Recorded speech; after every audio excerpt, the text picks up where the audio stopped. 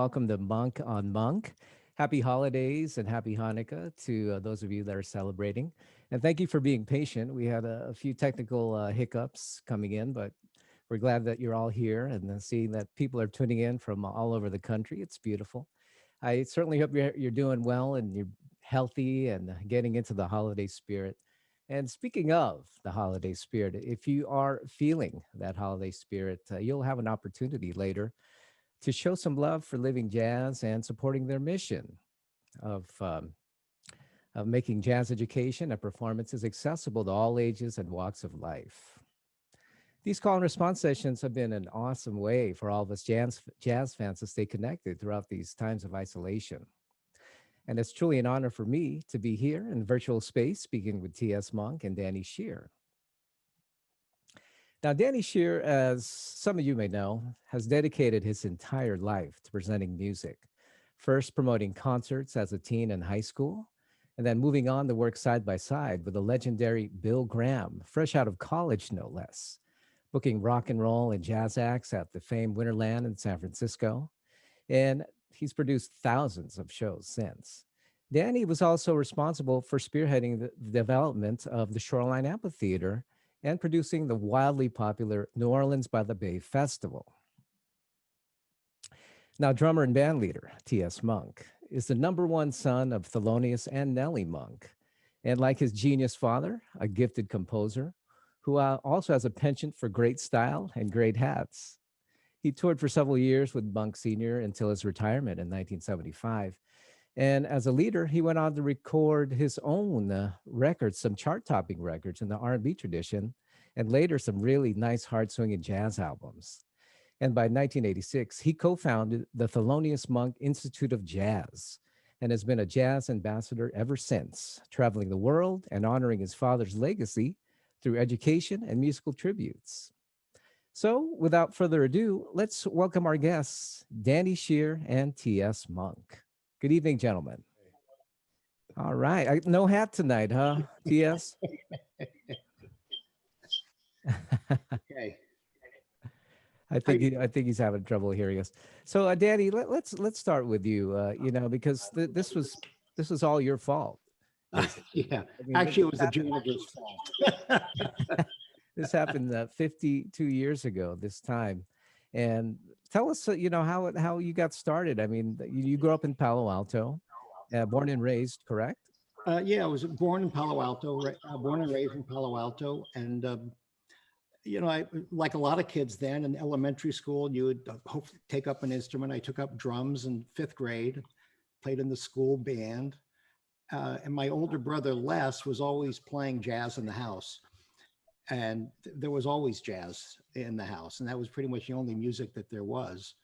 So when I got into junior high school, I just got interested in really the history of jazz and reading about the books and how it all started and the background of it. And then at about the same time I think about 1964, 65, I was like 14 or 15 years old. Stanford University they called it the Year of Jazz. And they had concerts with Duke Ellington, Ella Fitzgerald, Count Basie, John Coltrane, MJQ, and I went to every one. I either bought a ticket or snuck in. And I just decided I wanted to be a concert promoter. And I was playing drums and in jazz bands and in a youth symphony orchestra. But I just wanted to be a concert promoter. So I was calling up these promoters. Can I help you put up posters for you, if you'll give me a free ticket or something. And then I decided, that's what I wanted to do. So when the Thelonious Monk concert, I just turned 17 a week before, but it wasn't my first concert. I was doing a concert a year and a half before with Vince Guaraldi and John Hendricks, and then Cal Jader. Then I did Thelonious Monk as a senior in high school, and then I did Duke Ellington a few months after Thelonious Monk in high school. And then I graduated high school and went to college. And this is all I've ever wanted to do. And I did it despite despite the insanity. What my parents might have wanted me to do. Yeah. So So it sounds like Les, your brother, your older brother, was pretty much the guy that got you into the music, or at least exposed you to it. Yeah, absolutely. And unfortunately, he just passed away a couple of months ago before the record came out, but Oh, after the article and the initial reports came out, the New York Times and Wall Street Journal, and on his bedside, I was able to have the people read the articles to him and see his name in the New York Times, because really this concert wouldn't have been possible without Les. And you have to understand, this is before cell phones. So I really had no idea that Monk was going to show up until he showed up, but I never thought he wouldn't show up. So it was never an issue, except yeah, for about 2 days before when he didn't know about it. that's right. So did you have any particular mentors? You said you were passing out posters and promoting shows for Well, promoters. Who are these promoters? well, Steve Baffrey, who's passed away, but it's funny, KCSM, Herb Wong was one of my big mentors from the very beginning. Herb Wong, Ralph Gleason, Phil Elwood, writers.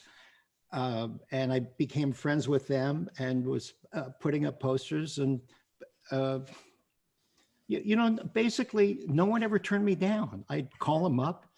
I was, in hindsight, I was thinking, what were these people thinking of a kid coming and wanting to work? And no one ever said no. Right. So it sounds like they encouraged you to They encouraged follow me, your and dream. it served them right. Yeah. That's right. So, when did you meet T.S. Monk? Basically, because obviously, you had this tape from this concert. We're going to get into the concert. Okay. Well, this is my version of my first meeting with TS. I think I think it was about 15 years ago, and Yeah. I had done a concert and produced a documentary movie on the Heath brothers in my backyard with Percy, Jimmy, and Tootie. It was one of the last performances at Tootie that Percy played with them, and I became friends with Tootie, with all three of them for the rest of their lives.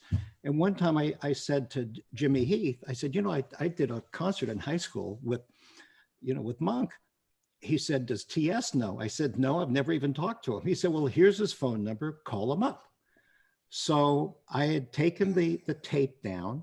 The tape of the concert was made by a janitor who a couple of days before the concert asked if he could record the concert in exchange for tuning the piano, and I gave him the tape. I didn't think anything of it. The piano sounded great. He gave me the tape. I took about 30 years later, I took the tape to Fantasy Studios, which is down the street from me in Berkeley, and had it restored.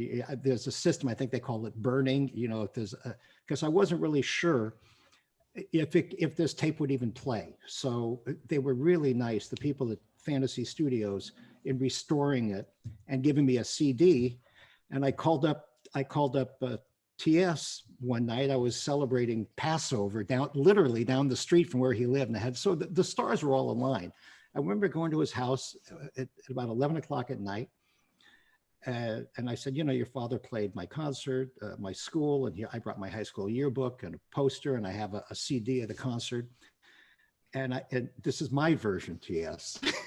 Okay. No, that's cool. That's cool. And TS, what was your impression of Danny when you first met? I have to say that there were so many things coming at me at that time that I took him seriously, but it didn't really sink in the magnitude of what he had brought to me. I mean, I'll be very frank about it. And, so, we sort of talked back and forth a little bit about doing something together, but I was busy. I was on the road with my band, right?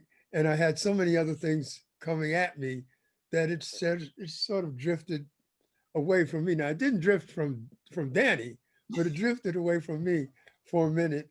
But when he reconnected with me, my life was in a different place, and I really had the time to sort of absorb what he was telling me.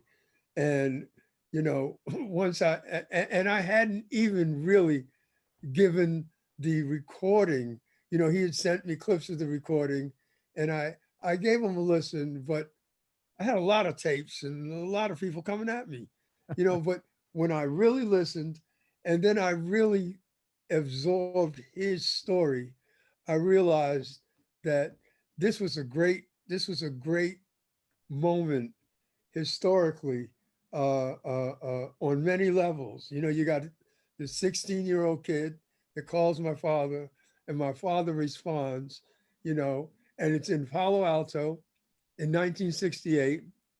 Palo Alto was very, very divided, you know, uh, but Thelonious chose to do this, and Danny had the noble desire to bring folks together because, I mean, at that point, the African American East Palo Alto was so angry that they wanted to change the name of East Palo Alto to Nairobi. So that tells you how really bent out of shape those folks were. Uh, but you know, it's funny. Timing is everything, and when Danny brought this recording back, and we really started talking about what a fantastic story was. When I got it, he got it, but I hadn't got it. But once I got it, you know, and then I looked around pre-COVID, at what was happening with Black Lives Matter and all the civil unrest. I said, this is so appropriate because this was a young man trying to bring folks together, trying to bridge the racial divide. And here we are again with young people, because that's who's leading the charge right now. It's not us baby boomers, it's the young people. And they're leading the charge to bridge the racial divide. And, for those folks that say, because people say all kinds of funny things about Thelonious, but one of the things I've always heard was that Thelonious he was sort of apolitical, but he was not apolitical. One has to remember that, Billie Holiday wrote a tune called Strange Fruit, and it was about her touring the South and seeing the lynchings and all that horror down there. And, you have to remember that whole generation saw, Billie wrote a tune about it, but everyone saw it, and Thelonious saw it, and there was no way to perform in the South and not be aware of the racial divide in this country, because for African Americans, they had to go by the Green Book and you had sundowner towns. Oh yeah. And of course you had the lynchings and the Ku Klux Klan and all this stuff. So I believe that my father knew where he was going, you know, uh, and uh, and I think he responded because he had always responded to that kind of thing. For those of your listeners and viewers that don't know it, Thelonious, as a young person, did fundraisers for the likes of Paul Robeson, did fundraisers for the likes of the NAACP. So he was very aware, and all Americans were very aware of the climate in America at that time. And so this is so connected to today. It's really rather stunning, Right. and timing is everything. I, And if I you wish anything, I'll go ahead, Danny. I wish I'd thought about it that deeply at the time, because where he was playing in San Francisco were clubs that didn't allow minors. So I couldn't go see him. The only way I could get to see him is if I brought him to the high school. Now, now you talk about the times. Yeah, the times were very similar to what they are now. But when I called his manager and had a contract sent to me, that the principal had to sign because I wasn't, I was just 16. You're still a minor. Yeah, very much a minor. And the show wasn't selling. I mean, we were talking about how divided the cities were, just like we're divided now, and the show wasn't selling at all. It was not selling, and I was putting up posters. I was a newspaper boy for the Palo Alto Times as a kid, and I'm putting up posters in East Palo Alto, like what T.S. said, when East Palo Alto had a big campaign to change the name to Nairobi. You have to understand East Palo Alto then still was predominantly Black, and Palo Alto was predominantly white. At my high school, I think there were 1,500 students, or 1,500. There were, I think, 5 Black students in the whole class. And I'm putting up posters for this monk, for Thelonious Monk, playing. It was considered lily white Palo Alto High School. And wherever I saw a poster, I would put them in my newspaper bag and riding around East Palo Alto. Whenever I saw a poster that said "Vote Yes on Nairobi," I put up a Thelonious Monk and come see Monk at Palo Alto High School. And that's the poster that's actually in the CD. And I look at that now at how passionate I was and inexperienced. You know, you could mail $2, but the ticket price was $2. But if you were a student, it was $1.50. And even then, that was cheap. You know, that was not a lot of money even then. But if you look on the poster, to show you how inexperienced I was, but just going with my passion and my heart, it said, you know, you could send tickets are available mail order and to Jazz, 939 University Avenue. That's where I live. That was my parents' house. But there was nothing that said enclose a self-addressed stamped envelope. I didn't even know. And the show, you know, isn't selling. And when I'm putting up posters in East Palo Alto, the police were coming to me and saying, hey, you know, hey, white kid, you better, you know, this isn't safe for you. This isn't cool. You better get out of here. I said, they said, you're going to be in trouble if they catch you. I said, you don't understand. I'm going to be in more trouble if the show loses money. I can't bring Thelonious Monk to my high school, which was a fundraiser for the International Club, and lose money. That's not going to work. Now, Danny, was that true? I mean, did you feel at all unsafe putting up these posters? I never felt in East Palo Alto? Never felt unsafe.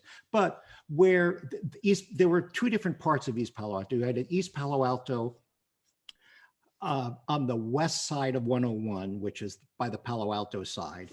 And that was actually called Whiskey Gulch. There were alcohol stores and fast food restaurants. And that was totally safe as far as I was concerned. And I never really, you know, to go into East Palo Alto, we didn't really go there that much, but I never felt unsafe ever. Now, T.S., you brought up a great point about that time. I mean, 1968 was quite a tumultuous year. I mean, very tense. The brutal assassinations of Martin Luther King Jr. and Robert Kennedy. There was a civil unrest, you know, throughout the country, including East Palo Alto, right? I mean, they would even have things at Stanford. Yeah. And much like the, you know, with George Floyd protests today and the Black Lives movement, did you ever think, Danny, did you ever pause to think twice about presenting a show like this that you do that would attract a mixed audience? It never crossed my mind. It was, to me, come and see Thelonious Monk, you'll dig him.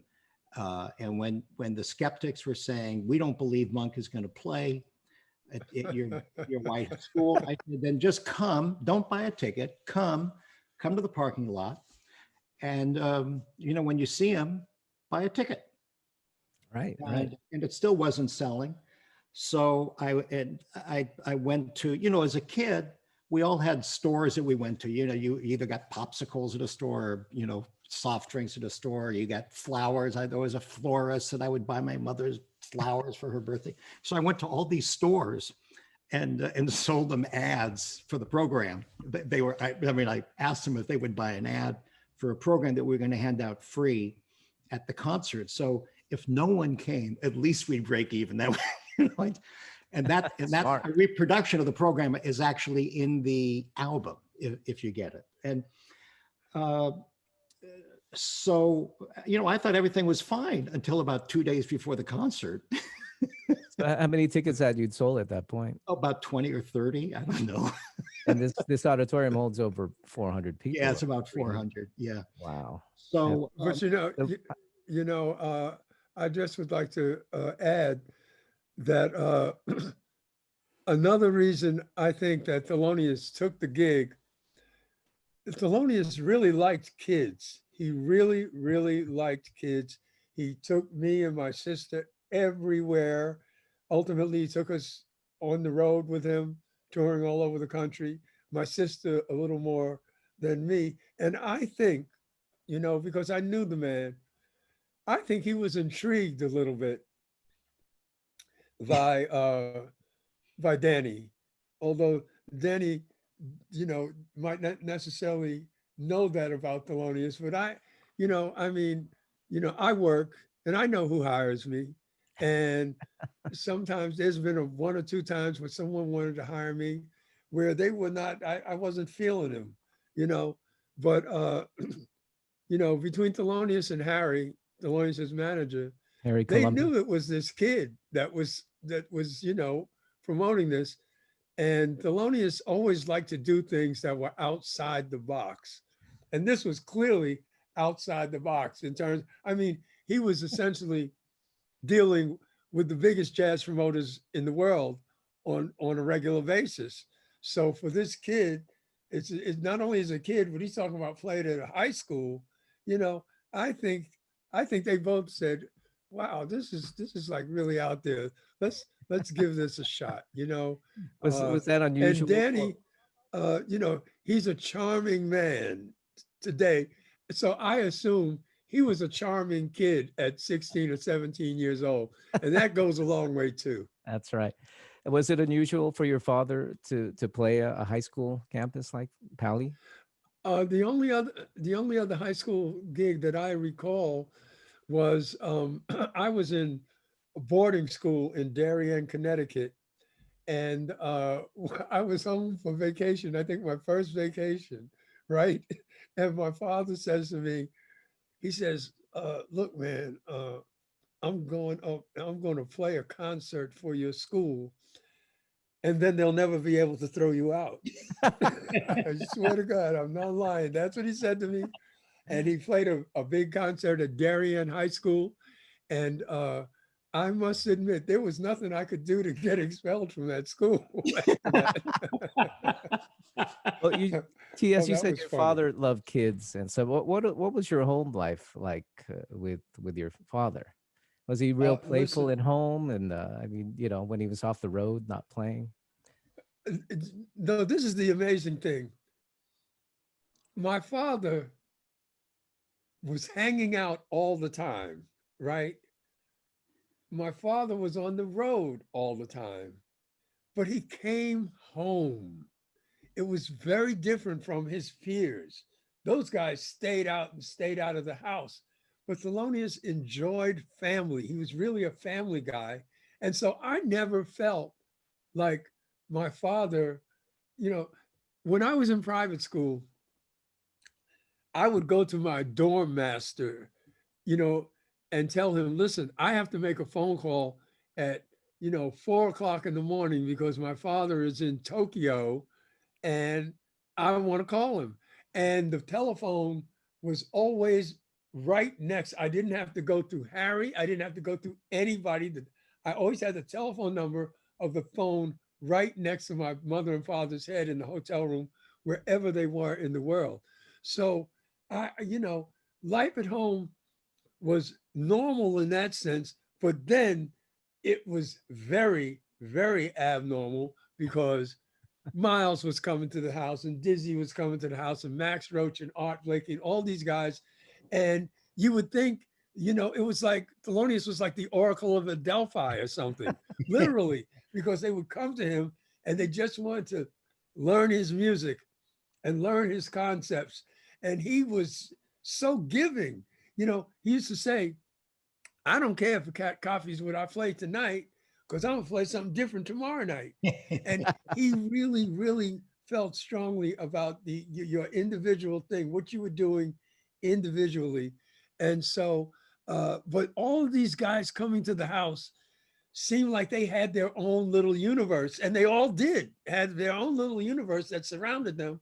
But when they came through the door of 243 West 63rd Street, all of a sudden they became part of Thelonious's universe, and they held him in such high regard. It took me a long time to understand why all of these guys that eventually I knew were great musicians, famous musicians, they were like children around Thelonious, all of them. They really, really were. And they treated him with a reverence that was reserved for nobody else. I mean, don't get me wrong. I mean, people loved Duke and loved Louis Armstrong and loved Buddy Bolden and loved Count Basie. But the way the musicians acted with Thelonious was incredible. And Thelonious was personally mentored by Duke Ellington, by Jelly Roll Morton, by Willie the Lion Smith, all these guys. So even they knew that this young guy had something going on that was really, really special, and they wanted to help him develop it. Yeah. So life at home was normal in the sense that dad was always home.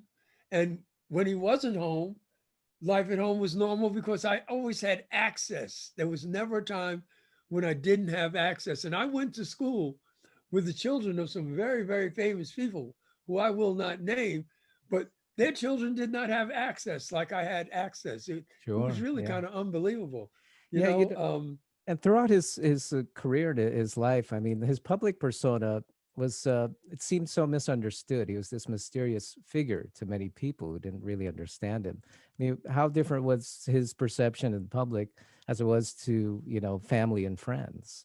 Are you kidding? That he was telling jokes all the time. Number one, he was always telling jokes. People say, "Oh, Monk didn't talk. Monk didn't talk." Let Right. me tell you something. My father He could liked to get on a talk. subject, right? And you would be saying to yourself, "Is he ever going to shut up?" Because he would talk about something from dawn till dusk and through the night and all the next day.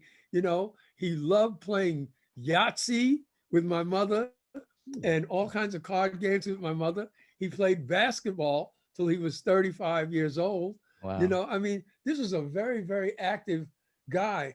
Uh, the public persona has two levels to it. The first level is that personally, if you didn't have anything hip to say, then he didn't have anything to say to you. And so people say, well, Monk didn't talk, Monk didn't talk. But that was the people that said something stupid to him, right? Uh, and at the same time, um, Thelonious was so vilified Mm. and excoriated by the critics for the majority of his career that he didn't like talking to critics. So critics would say, oh, Monk doesn't like to talk. And I used to say, no, he doesn't like to talk to you. Ooh. But uh, he personally mentored John Coltrane. He personally mentored Miles Davis. He personally mentored Bud Powell. So how could he do that if he didn't talk? Right. Right.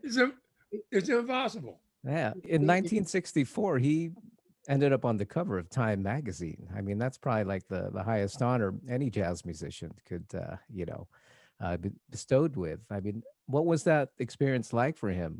Because it seemed like Well, throughout his life, he wasn't being recognized. well, let me tell you something. First of all, I know for a fact that when he was on the cover of Time magazine, the first place he went to talk about it was to the corner of 64th Street and Amsterdam Avenue at Pat's Bar, where all his boys hung out that he had grown up with and gone to high school. And he wanted to make sure they were impressed, you know? So Right. it wasn't like he was running around telling everybody, oh, I'm on the cover of Time magazine, but he would tell all his boys. And secondly, one has to remember it's really incredible because at the time, Thelonious, first of all, he was on the uh, the cover right after John Kennedy's assassination, and on top of that, at that time, today you can do all kinds of stuff to get on the cover of Time magazine, but in that day, Time magazine cover was reserved for the likes of Dag Hammarskjöld, Winston Churchill, Yeah. people of that caliber. I mean, it was a very, very, that was rarefied air for anyone to show up, much less a jazz musician. And I was always delighted because the title of the article was Thelonious Monk, Bebop and Beyond. Because Thelonious, although he was the high priest of bebop, he was really the father of modern jazz, and that's the That's right. beyond. That's right. That's right. Now, Danny, let's fast forward a few years. So we were talking about 64. So let's go back to 68 or forward to 68. Yeah. And you calling Thelonious Monk. Describe that conversation with Monk. Well, I first I got Harry's number. I think it was Harry or Jules. It was. I think I started with one and I went to the other. They were. So yeah, Harry Colombi was Monk's original manager for over 12 years. And I think Yeah. Jules, his brother, took over at that Yeah, same and year so that you that's. I started with Harry, then I went to Jules, and and then we can talk about Bobby Colombi too. Uh, I got the number from Darlene Chan, who was the started the Berkeley Jazz Festival, who went on to work for the rest of her life to this day, actually, with George Wein. And I would put up posters for her, and I told her, and she gave me Harry's number. And then I ended up talking to Jules and got a contract.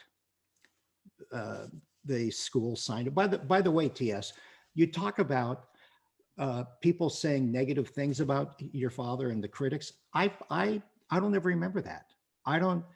Maybe I read the wrong articles or the right articles, but I don't remember reading anything negative. And the magazine that I was reading, and I still read to this day, is Downbeat, which, by the way, this record got 4.5 stars in January. I don't ever remember seeing anything controversial about your father. I was either in denial or didn't have the knowledge. But to me, I just don't remember any negative thing about your father. Maybe you were, that shows, that's the blood part of you and being on the inside as opposed to being on the outside. Right. No, but well, in reality, he by 68, by the mid 60s, after Post Time magazine, a lot of that quelled down, but when you go back to the 40s and the 50s, horrible things were said. The only person I ever recall my father had actually put his hands on them was the great critic Leonard Feather, Oh, who he snatched one day out in the street and said, "Hey, man, like I got to feed my family, man. If you don't dig what I'm playing, write about somebody else." And ironically, 30 years later, 25 years later, uh, we got a call at the Monk Institute, and it was Leonard Feather, and he said, I want to be part of the Monk Institute. And he had a total conversion because he got it. And, when he called, I didn't want him to be involved. And I went to my mother and I said, man, all that stuff Leonard Feather used to write about Thelonious, I don't want him near the, and you know what my mother told me? She said, you know what? A lot of people didn't get it when your father showed up, and they get it now. And he's one of the people who didn't get it, but now he gets it. And you have to allow people room to change. You have to allow people room to grow. And Leonard Feather grew, and he became before his death, he became a fantastic friend of the Monk Institute. And he also had me in his top 10 jazz bands every day for the last 5 or 6 years of his life.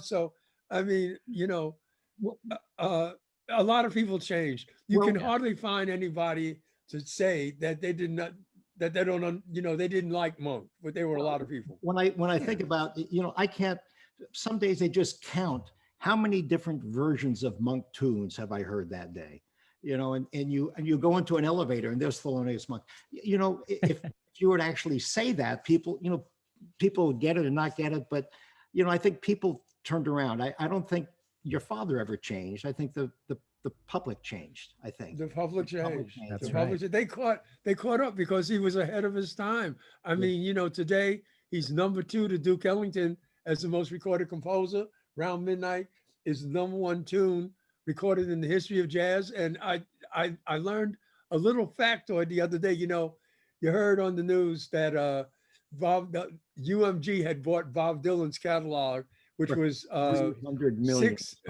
it was 600 tunes. Amazing. Right? And those tunes had been recorded 6,000 times, around 6,000 times. Well, Monk has a little under 100 tunes that have been recorded 10,500 times. Because So everyone's a people just got masterpiece. it. Just took them a minute. A Every, day doesn't go by at KCSM radio where we don't play a Monk tune. I mean, or more than one, or more than one. probably But dozens. every piece your father wrote was a masterpiece. I mean, That's Duke right. Ellington, Yeah. very productive, wrote a lot, recorded a lot. But Right. if you were to do the number of recordings that other people have borrowed and done things, Yeah. and then to see people like the band Monkestra, take it to a different level, it's great Yeah, to John Beasley. Yes. So yeah, Yeah, there's a lot of tributes out there. Well, getting back to the record, Danny. Yes. So this record, congratulations, by the way, gentlemen. I guess it's one of the top albums of 2020.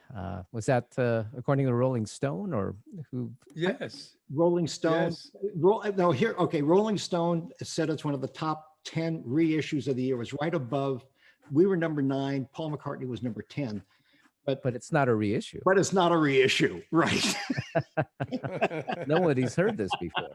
Yeah, that's right. That's right. Yeah. So I wanted to discuss a little bit about this famous janitor, because without his ability to record this or document this event, we wouldn't be able to hear it today. Well, So, I think. So ahead. first of all, the story goes that that he had asked to record the concert in exchange to tune the piano. I mean, as long as he could tune the I piano. don't even know a piano needed to be tuned. Right. So he records this thing. So at the end of the night, what, he just hands you a cassette? I mean, how No, did it wasn't. This was before cassettes. This was a reel-to-reel, quarter-inch Shamrock recording. The tapes at that time were Shamrock and Ampex. And I had a huge collection because I would take my brother's records and put them on a turntable and record them. And that way he could take the records with him to college or wherever. And I had a copy of them.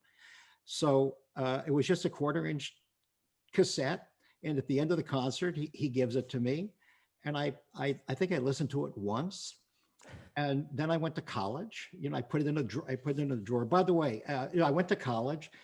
And during college, I managed John Hendricks out of my dorm room for a couple of years. And it wasn't until I was in business school, by the way, getting my MBA, that I got the job putting on the concerts at Stanford. And I just had this tape, and I went on with my professional life. I always thought it was kind of funny.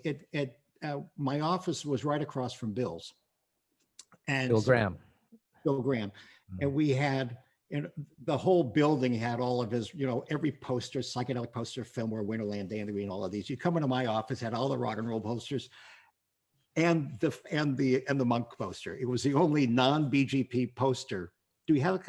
Okay, there's Bill. Yeah, it was the only non-Bill Graham Presents poster in the whole place. And Bill always thought it was great that I had produced Thelonious Monk in high school, and the.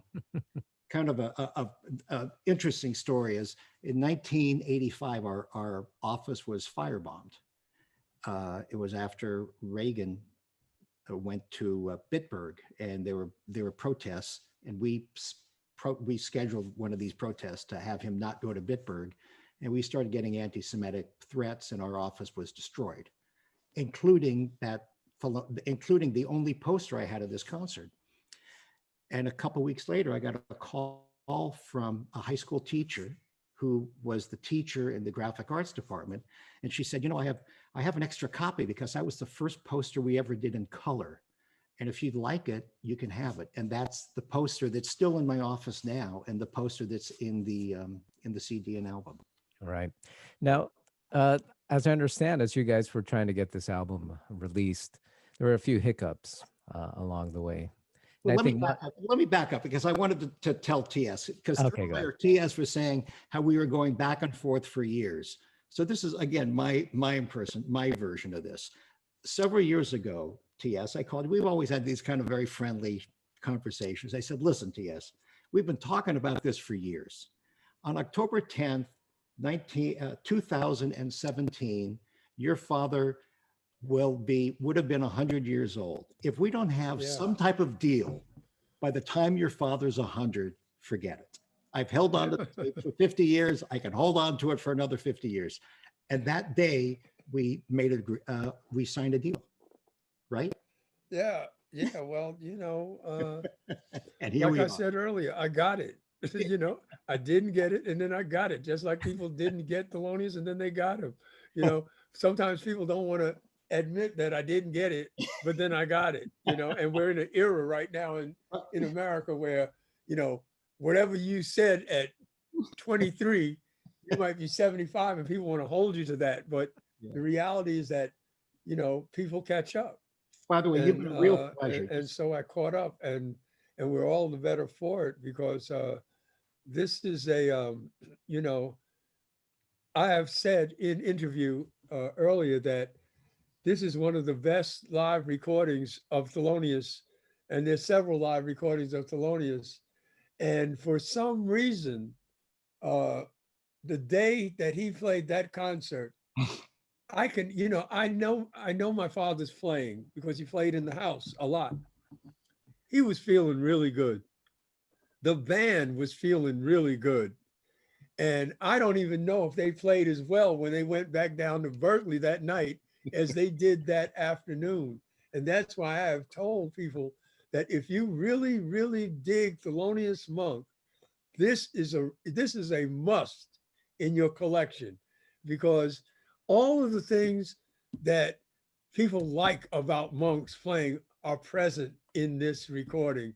It's really amazing, that it just, most live recordings suck, tell you the truth. Yeah, right. They really do, Yeah. because it's hard to catch an artist on a night when they have their A game going, and even if it's a great artist, I mean, like Monk is the kind of artist, anytime you listen to Monk, it was a unique experience because he was so unique. But within his world, he had good days and bad days. And this was a very, very, very good day. Yeah. And in fact, I was listening, and I think I told you this before, when I was listening to his solo rendition of Don't Blame Me, it made me cry. It made me cry because it was the first recording I listened to that made me, the recording made me miss my father. Wow. It really made me miss him, because he played it in a way that I had heard a million times at home, and it was just different at home when he was really into himself. And when you go out to perform, you want to do things for the crowd, and you want, it's in show business. But on this particular day, and I think, Danny, it had a lot to do with the reception that he got, because remember, Thelonious Monk opened the concert with a ballad. Yeah. Who does that? Right. He opened it with a ballad, and the crowd went crazy for it. Yeah. And so, I think once that happened, man, he just let out all the stops. And the performance itself. I agree with you. I mean, the performance is really incredible. I mean, it's just listening to it, you could hear that the band's on fire. I mean, Ben Riley, Larry Gales, Monk, and Charlie Rouse. I mean, they've been playing together for years at this point, and they could have easily phoned it in. But that night, you could tell that the audience was feeding them this incredible energy, But yeah.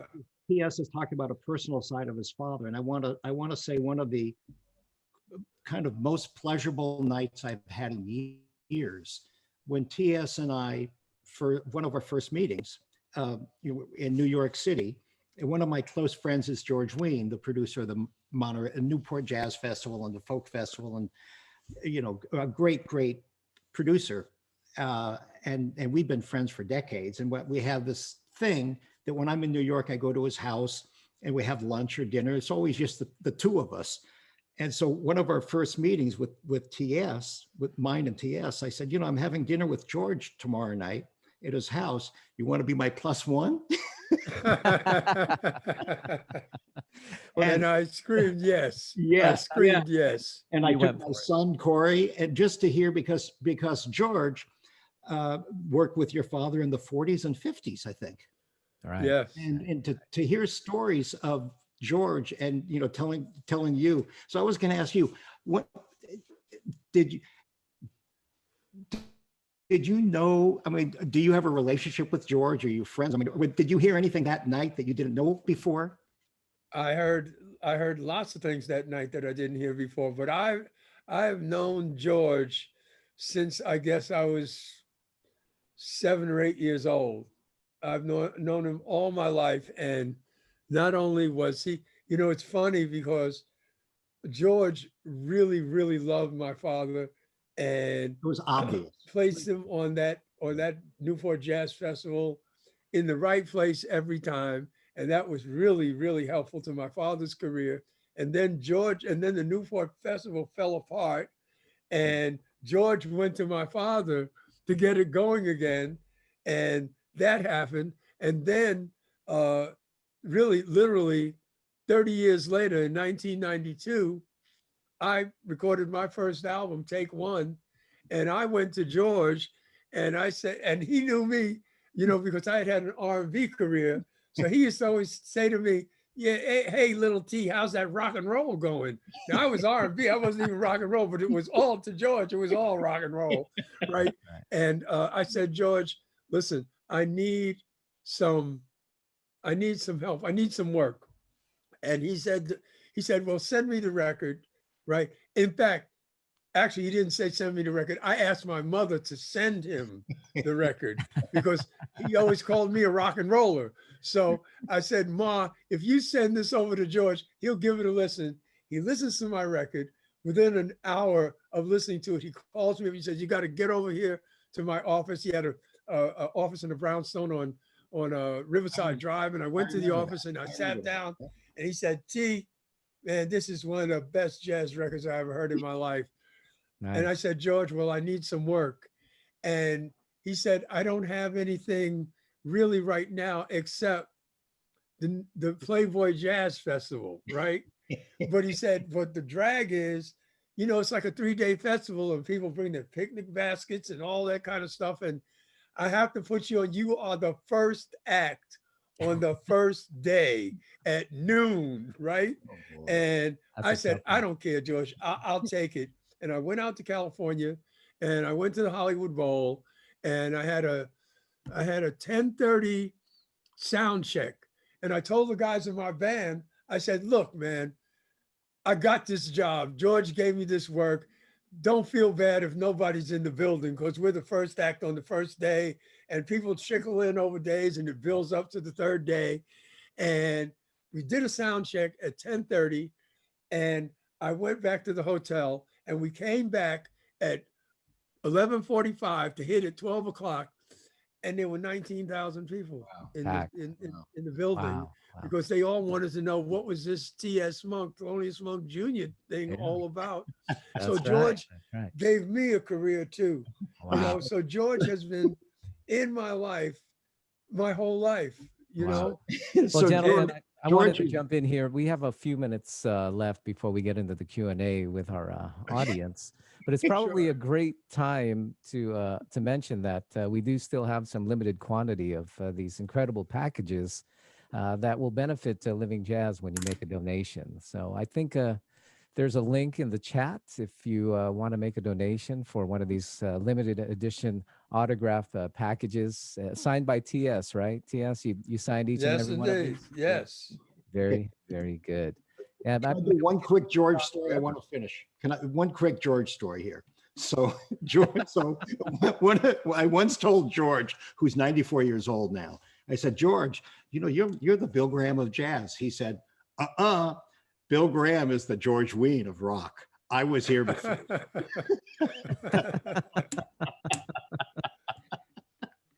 Now, Okay, TS, sorry, in back the to you. last few years or 20 years or so, many important Monk recordings have come out, or at least several have been unearthed, including the Carnegie Hall concerts with John Coltrane. Do you think there are more treasures out there to be found?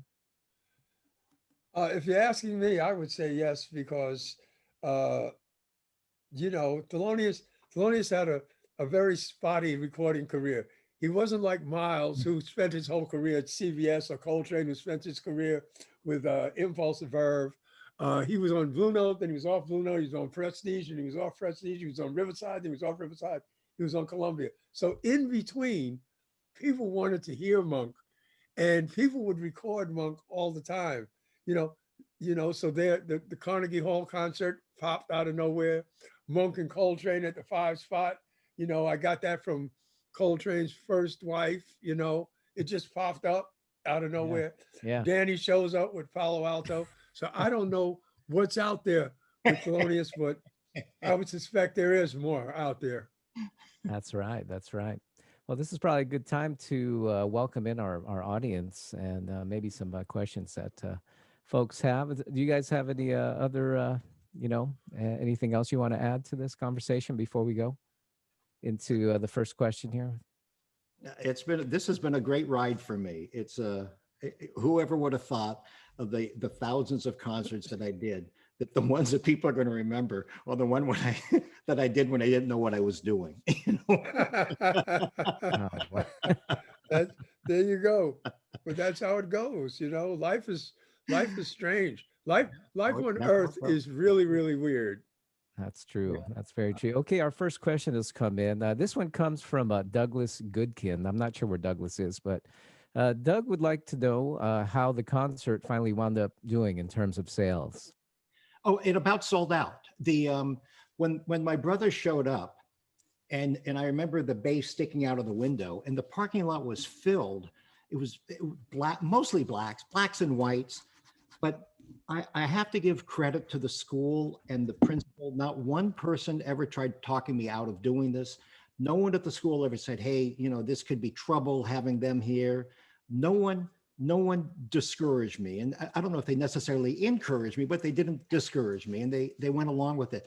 The show did fine, and we raised money, and we were able to send it to a school in Peru and in Kenya, because it was part of the international club. It turned out to be our annual fundraiser for 2 years. So it was very successful. Yeah. Yeah, we should mention that the day of the concert, you had only sold 20 plus tickets. Yeah, not many.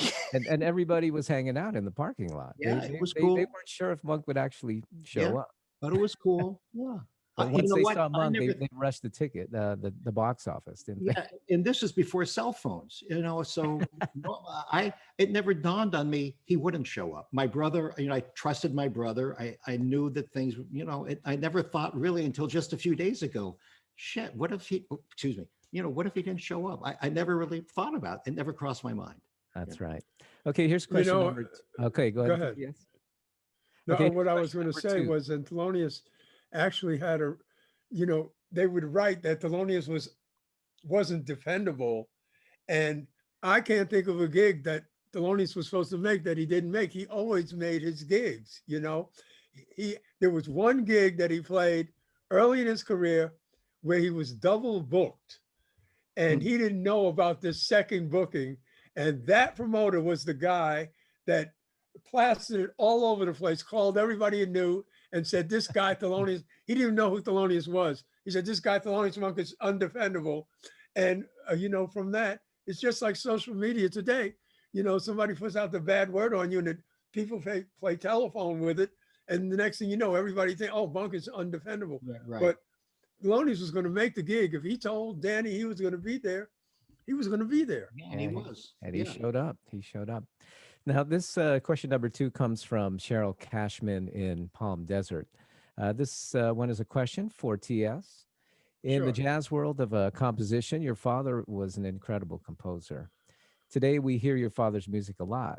As his son, to have the opportunity to play with your father, would you share with us the various emotions that the two of you experience as father and son playing?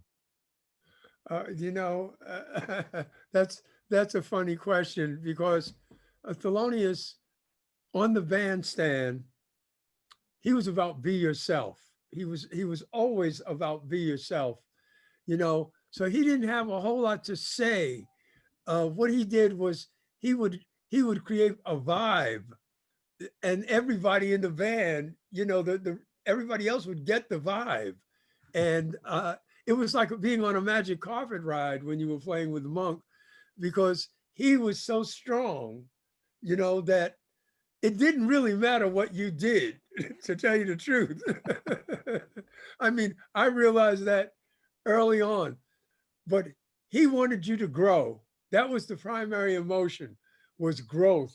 Do your thing, play it the way you hear it. And it was always trial by fire. I had discussed it with Ben Riley, and I discussed it with Max Roach, and I discussed it with Roy Haynes, and they all had the same experience that I had with Monk. When you got on the van the first time, you didn't know what tune you were going to play. You didn't know what the tempo was going to be. He would just hit it, and you had to hit with him, and you would either sink or you would swim with him. And he didn't have a lot to say after you played, because you played what you wanted to play on his music. Although there was one time I was working with him in the Village Vanguard, and we were playing this tune called Evidence, which is kind of a tricky little rhythmic thing. And the place was packed and the line was around the block. And somewhere in the middle of that tune, I got my time turned around, right? And so we end the set, get a standing ovation. And, you know, they didn't have a dressing room in the Vanguard. They don't have a dressing room in the Vanguard. So the musicians would be in the kitchen. So I'm standing in the kitchen and I've got like a little crowd around me and I'm signing autographs and all this kind of thing, right? And all of a sudden I feel this presence because, you know, I'm 5'11", about 150. Thelonious was about 6'2½", 220 pounds, right? So I feel this large presence come to me when I'm signing autographs. And then all of a sudden, my father leaned down in my ear and he said, "Stop, expletive deleted, up the time," right? And now what's important about that is because the object lesson was not that I had messed up the time. The object lesson was that I ignored it and acted like it didn't ever happen. And that was disrespectful to everybody else on the bandstand. And since that day, even having been a band leader now for 27 years, if I do something wrong, my first obligation is to apologize to the band itself. And I'm so grateful because my father, he treated me like he treated all the other cats, man. If you're getting it done, you're getting it done. And I'm telling you, if I wasn't getting it done, he would have fired me. That much I know about my father. He might have found some kind of way to soften it up and cushion it up, but I'd have been walking. That's fantastic. Now, here's question number 3 from CTN. Has a few questions actually for you, Danny. Danny, how did you know these things to do? Sell ads and the economics of presenting an artist. And he also wants to know if the janitor knew who Thelonious Monk was. Was he also ahead of his time? The janitor absolutely knew who Thelonious Monk was. I wish we knew who the janitor was. With this world of social media and everything is public, I think it only makes sense that the person who recorded Thelonious Monk is not known and we can't find him. It fits in with his style, his lifestyle. In terms of how do they know what to do? I was putting up posters. I could call people. The very first concert I did was Vince Guaraldi, the year and a half before when I was 15. And Vince Guaraldi invited me to his house and picked me up at the bus station, Greyhound bus station, and gave me hey kid, this is what press release looks like, and you have to get a piano. And that's the poster and that's me there, and John Hendricks and Vince Guaraldi. That was when I was a junior. I was 15 years old then when I did that. It's you ask people, you pick up a phone and you call people. That's what I think is missing today. Everyone's so busy texting. What about picking up a phone and writing letters? When people ask me, T.S., this is what my silly little line, people say, how do you make it in music? And I say 2 things. Learn to pick up a phone and write a letter. If you don't have the chops, you're not going to make it. But people don't talk to each other. But let's not forget, Danny, that in the spirit of jazz, you were improvising. That's true. That's true. That's true. I didn't, I didn't know what I was doing, but Exactly. that's a good reason to do Dan- it. Danny, what lengths did you guys go through to try and locate the janitor? I mean, obviously there is a lot of technology now. Well, we put my son on it, Corey. I hope he's listening. I think the record company's been looking for it. I would have thought that this guy, it would have been family lore that my father, my grandfather, my uncle, once recorded this Thelonious Monk concert. We found some of the janitor. By the way, I don't call him a janitor. I'm calling him Monk's Monk's custodian, music I like that. custodian. I like Okay. that. And maybe someone will show up someday. I'm really surprised with all the press that we have. Yeah. And really hope so. I kind of like that it hasn't, come around. So But Goodness. I must add that whoever he was a typical African American male of the time who was a janitor and a piano tuner. I mean, talk about doing 2 or 3 different kinds of Yeah. things. That's some It's skills. amazing what African American males had to learn to do to survive. And this guy was tuning piano. I mean, tuning a piano is serious, Yeah. So I elevate him to custodial engineer. I love it. I love it. A new title. Okay. Okay, well, That's a good this next question comes from Jesse Gallardo, and this is for you, TS. Sure. Being a young, aspiring jazz drummer, what tips do you have for personal development, expression, and creativity for sitting behind the throne? Also, how do you see with your ears better when playing with other cats? Okay, listen, I'm going to tell you this about being a drummer, particularly if you aspire to be a band leader. Drum solos, people don't really understand them. It's one of the best kept secrets in all of jazz is that people do not know what the hell you are doing because people understand the beat, doom, doom, doom, doom, right? But when you start going into polyrhythms and all of that, I mean, people, you get applause through attrition, because you play something and people say, oh, it's a drum solo. And then you play a little more and you're doing a little more things and they clap a little. And then the more you do, the more they clap. But they don't know what you did. If you want to make a mark, take a page like I did, rip a page out of the book of Art Blakey, Hmm. Max Roach, Buddy Rich, Big Sit Catlett, Ooh. Chick Webb, Elvin Jones, all of those great drummer band leaders played music that swung like hell, right? And you could pat your foot to. And if you do that, people will say that you are a great drummer. If you play drum solos all the time, people are going to forget about you because people do not understand. They understand the trumpet solo. They understand the piano solo. They understand the guitar solo, but they do not understand the drum solo. So I would say, man, pick a band.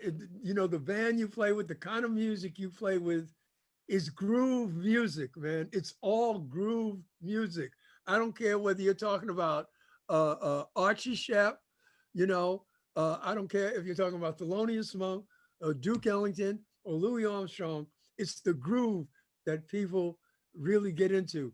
And as far as being on the bandstand emotionally and seeing with my ears, you got to listen to the guys that you are playing with. One of the problems I see with the youth of today's jazz is often I'll go and hear a band and everybody is playing their own thing, but they're not really playing together. And when you listen to Miles circa 1959 or Miles circa 1968 or Monk circa 1951 or Monk circa 1964 or Max Roach and Clifford Brown or any of those bands, everybody was in the band, was listening to each other. You have to understand that jazz is based on fundamental democratic ideals which were denied to the children of slaves that invented this music. And therefore, things like inclusion, cooperation, the dedication of the team to the individual and the individual to the team, all of those things go into what's coming in your ears. So you got to listen to everybody, and you can't step on people. Drummers, if you're a young drummer, jazz drummer, do not step on people. In other words, when the tenor player doubles the time, that doesn't mean that you double the time, because then people cannot hear the contrast. And if you listen to the older cats, they did not do that. But today, it's like everybody gets overexcited, and all of a sudden he's playing double time and triple time. Then the piano player starts playing double time. Then you, the drummer, start playing double time, and it sounds like hobby-gobby. Swing, swing, swing. Drop that groove all the time. I'm telling you, that's what works, and that's what all the great jazz drummers always did. Man, they put that, the bip bap, the oompa, it's there, and that's what you got to do. It's going to keep you employed, right? Okay, this question comes from Kevin Harris, and it's for you again, TS. You mentioned that hearing your father playing Don't Blame Me would bring tears to your eyes. What other standards or gospel songs do you remember your father playing at home that continue to move you today? He didn't play a lot of gospel at home, but he did record Abide With Me. Okay, because he had toured with an evangelist. Was his first gig, really, when he went out on the road when he was like 17 years old. And so he knew all the gospel tunes, but Abide With Me is the only one that he recorded. Yeah, as that I know of that he recorded. What was the second part of that question? What other standards or gospel songs do you remember your father playing at home that move you? Hello? Yeah, say that again. What other standards do you remember your father playing at home that continue to move you today? Oh, well, guys like Monk, guys like Hank Jones, Earl Father Hines, Oscar Peterson, Wynton Kelly, Red Garland, McCoy Tyner, all of those guys, like Hank Jones once told me, I know 3,000 tunes on call. I can play any one of them.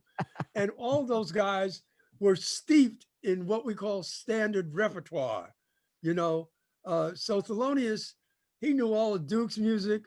I mean, the last tune on the Palo Alto album, Sweetheart, oh golly, I can't think of the title of it, but that tune was like 50 years, had been out for 50 years before Thelonious ever recorded it. I love you or ever performed it. And Rudy, so he just knew so many tunes. He could play so many tunes, and he would play them all the time, because that's the reservoir from which he got his ideas for his own compositions, by listening. Listening is the most important thing any jazz musician can do. And a lot of us, a lot of our younger musicians don't do enough of it. And so they pick things up after the fact, it's nice to jump on John Coltrane, when he was playing my favorite things in Kulu Say Mama. But the fact of the matter is, in order to do that, John Coltrane walked the bar. He walked the bar playing R&B and all of that, when he was young. And all of those guys had a reservoir of basically the history of the instrument. It was in them, all of them. So Thelonious just, he just knew tunes. He just knew tunes and tunes and tunes and tunes, like Hank Jones and like all the great piano players. That's right. Okay, this question comes from Thurman White, and this is for you, Danny. It's also about the janitor. He wanted to know the janitor's name, but I guess we can answer that we don't know. We don't know. Yeah, and there are no. We we've searched the papers in the city of Palo Alto, and this is before computers, and all the paperwork has been thrown away over the years, and most of the other janitors have passed, and including some of their siblings, their kids, and maybe it'll show up someday. So That's right. I kind of enjoy that the mystery continues. Now, Thurman's also wondering if he had recorded the other groups, because we didn't I talk don't about think the two so. opening No, groups. I was surprised. No, he just recorded Monk. Okay. Okay, this one comes from Oscar Villagrana. What would a typical Monk day look like, and how did this change throughout his life? A typical monk day. Yeah. Oh, well, a typical monk day. Thelonious would, first of all, he practiced performing. So, when he played at home, he never did. I never heard my father do the standard scales and stuff, exercises that piano players do. He always performed tunes, and he would perform them over and over again. Hmm. Uh, he might play a few hours in the early part of the day. Then he would go up to Pat's bar on the corner where all his boys hung out, and he would hang out there. Uh, Maybe he'd come back home, rest a little bit, and then go to work. After work, often I'd be with him. We might go stop by Coleman Hawkins' house, or stop by, see Bud Powell, or stop by, to see Art Blakey. In fact, I remember we used to go to Art Blakey's place, and Art Blakey had a dog. He had like the biggest Doberman Pincher I ever seen in my life. And they would go talking and leave me in the living room with the dog, which, this was, like when I was about 5 or 6, the dog was as tall as I was when it was sitting down. But Art Blakey said, "Oh man, he ain't gonna do nothing." So the dog never did anything. But he would also he would visit family members. Thelonious was big on, I can't stress how big he was on family. And he seemed to know when everybody's birthday was.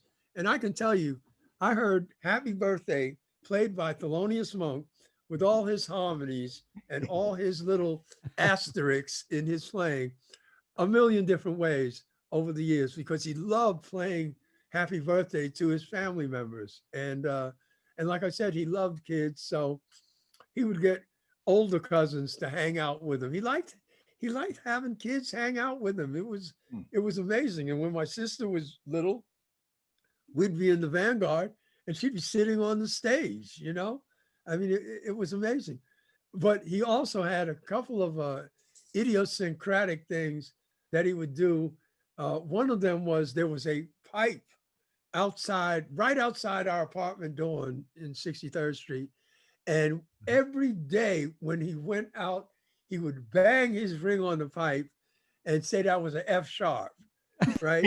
he always knew the note that it was. And then we had a beautifully mosaic tiled hallway in 63rd Street, as many of the buildings built, in the Art Deco era had. And there was a star right as you left out the front door of the building. And so Thelonious would leave the apartment, bang the pipe, then walk down the hall, and then spin on the star before he went out the front door. I mean, it was amazing. And I have to tell you, I said, Daddy is really out there, because I mean, I didn't know what to think of that kind of stuff, but it was just part of his ritual. He was a very sensitive guy. He had a car. He bought a 1956 Buick, right? Yeah. And it got stolen, and it got returned in wow. absolutely perfect condition, right? Brand new. Huh. And my father got in it and said, "The vibe has changed." He parked it across West End in a parking lot, and it sat there and rusted because the vibe had changed. Wow. So again, I used to say, Daddy is really out there, man, because like he's just dumped this a brand new car and it's been returned and it's in perfect condition. And he says the vibe has changed and he ain't gonna ever drive it again. And he's really not gonna ever drive it again. I mean, Monk was a piece of work. He was a piece of work. And by the way, I never called him Thelonious one time in my life. I only called him Daddy from the day my eyes opened till the Wow. day he died. Wow, that's fantastic. Oh, now, this final question comes from Jan. She says that this is such a wonderful story and she thinks the world needs to hear it more. Are there any thoughts about making the story of this recording and the people involved into a possible movie? Oh, okay. I'll let TS. I've gotten calls on it. Yes. Yeah. Wow. Yes, Yeah. there's definitely interest on this story because this is a to me, it's a fantastic American story.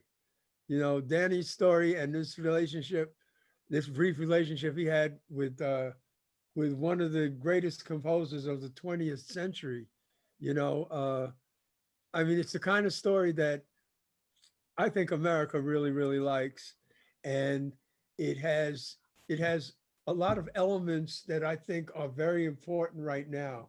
You know, the cultural elements, the racial elements, uh, you know, the personal elements. In the fact that this kid was able to convince this guy that was traveling all over the world to come to his high school. I mean, it's like it's the kind of stuff you can't make up to I me, know. But TS, and so I have a feeling we're going to see something on this relatively soon. I want to thank your father because he was really a great inspiration to me for the rest of my life. Because he did this concert and other people, I mean, he gave me confidence in what I wanted to do. Uh, I clearly I respected him. I guess he respected me, and I owe a lot to him. I wouldn't be here.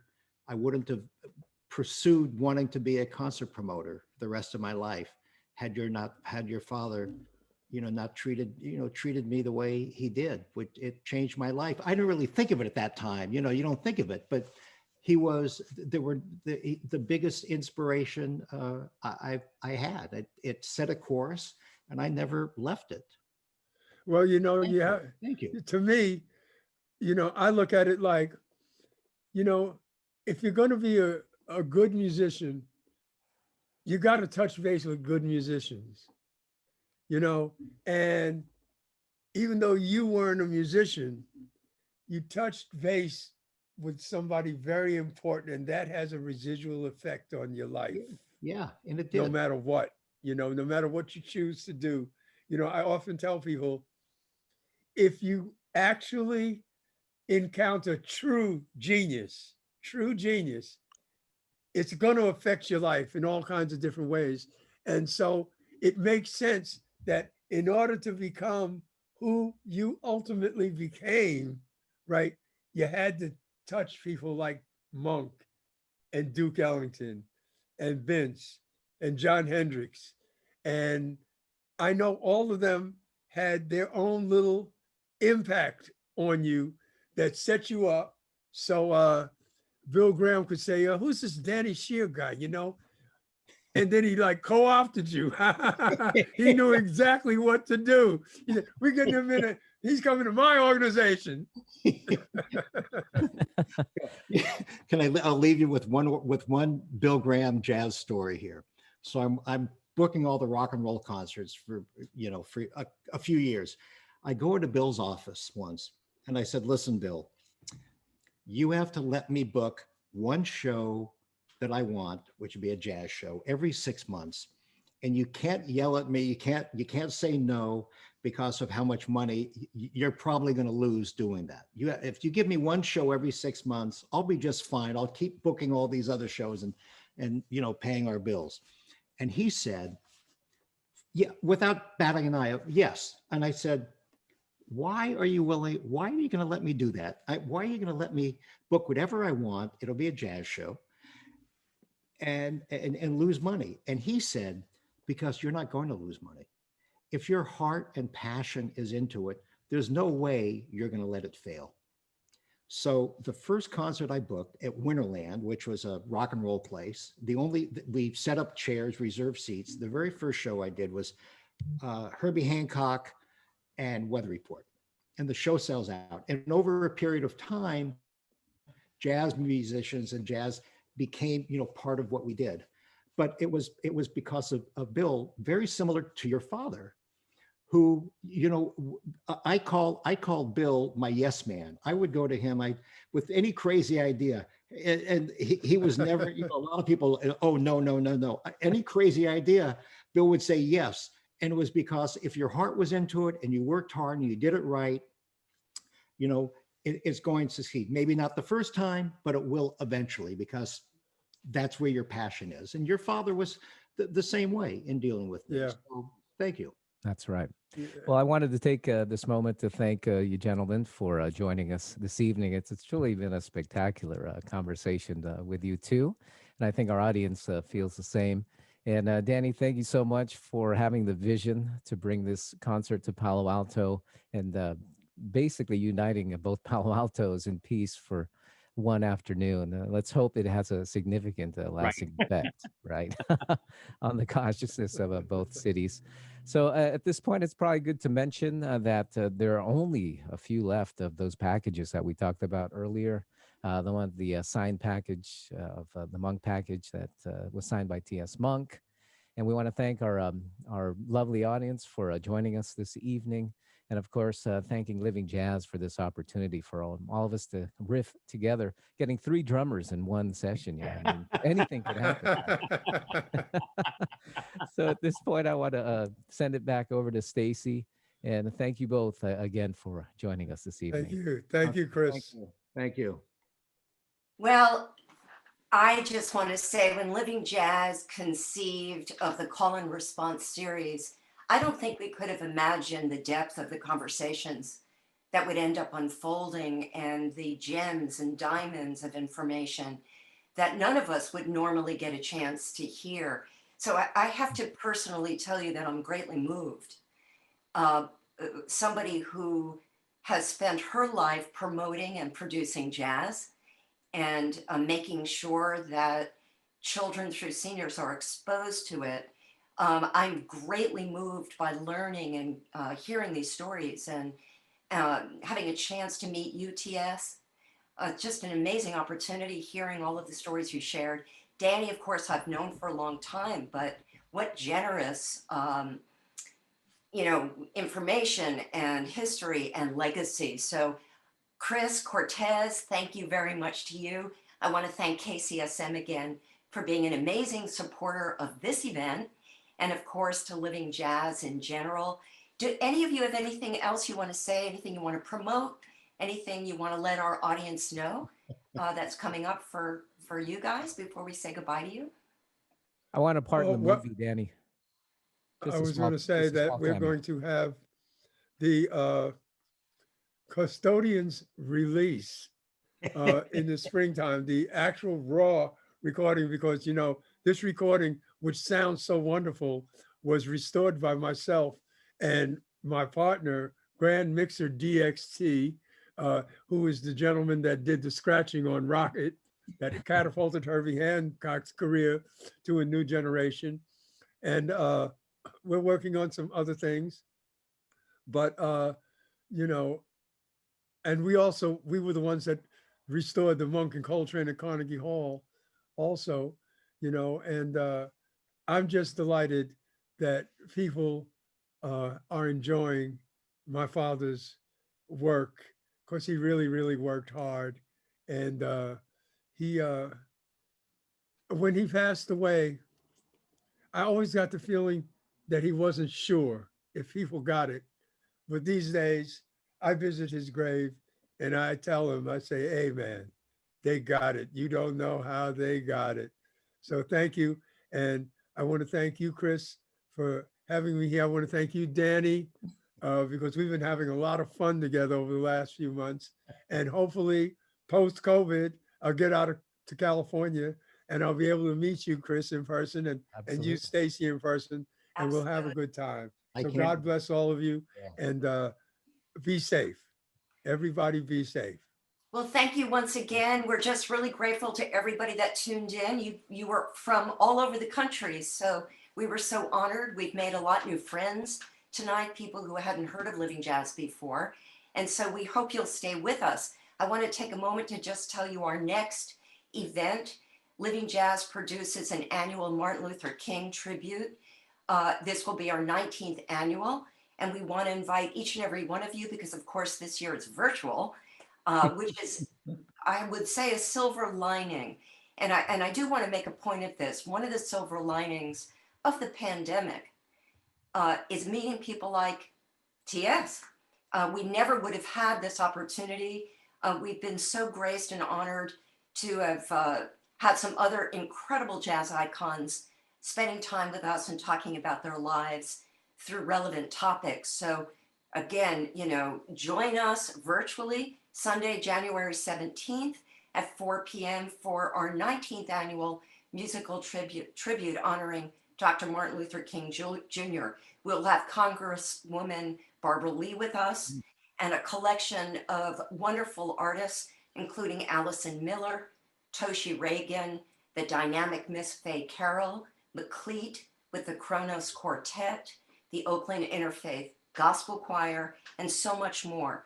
So you can find information about that on our website at livingjazz.org. And remember, if you did enjoy this evening, we will encourage you to consider making a donation to our See Us Through campaign so that we can continue to be here for you guys through this pandemic and to be able to fiercely work at trying to make it to the other side, because it is an uphill battle, but we're in it to live it, I have to say. So do consider supporting us. And again, just thank you once again to everyone for coming. Thank you, TS. Thank you, Danny Scher. And thank you to Chris Cortez. Good night, everybody. Good night. Bye.